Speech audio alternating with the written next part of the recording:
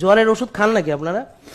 আমি বলি জ্বরের ওষুধ কেন খাবেন না, কারণ হলো বডিতে যখন ভাইরাস অ্যাটাক করে, বডি ভাইরাসের বিরুদ্ধে যখন লড়াই করে, তখন বডি ইচ্ছা করে আপনার টেম্পারেচার বাড়ায় রাখে।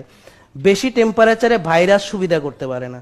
আর আমরা বোকারা ওষুধ টষুধ খাইয়া পিছন দিয়ে দিয়া জ্বর কমাইয়া ফেলি, হ্যাঁ, তাতে করে ভাইরাসের জন্য ব্যাকটেরিয়ার জন্য সুবিধা করে দিই। আমার কথা বুঝতে পারছেন?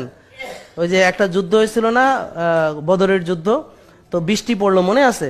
বৃষ্টির পরে এর আগে কাফেরদের অবস্থান ছিল শক্ত, আর বৃষ্টির পরে মুসলমানদের অবস্থা হয়ে গেল শক্ত, কারণ ওই মাটিটা বসে গেল, হ্যাঁ, ওরা শক্ত মাটিতে লড়াই করতে পারলো। নাকি মনে আছে আপনাদের?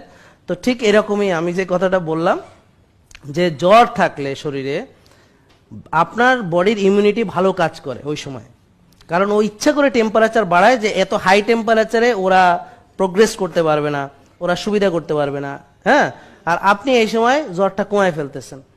তবে হ্যাঁ, বাচ্চাদের ক্ষেত্রে যদি জ্বর 102 এর উপরে আসে বা কোনো খিঁচুনি হয় বা হওয়ার কোনো ইয়া থাকে, তাদের ম্যানেজমেন্ট সম্পূর্ণ আলাদা। তাদেরকে জ্বর উঠতেই দেওয়া যাবে না যাদের খিঁচুনি হয়, সেটা একটা।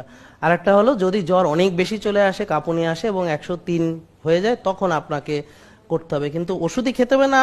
আপনি ধরেন স্পঞ্জ করতে পারেন, আপনি ধরেন এটাকে যে হট হালকা গরম পানিতে ভিজাবে, যে স্পঞ্জ করে গাটা মুছিয়ে আস্তে আস্তে আস্তে আস্তে, এটা হলো যে